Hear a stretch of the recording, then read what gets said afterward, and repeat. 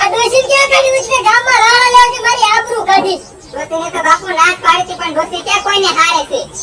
આ ડોશીને હે ને હવે મને પૂછ્યા વગર છે જવા નહીં દેવાની. લે માર બાઈ ન જાવું હોય અને હવે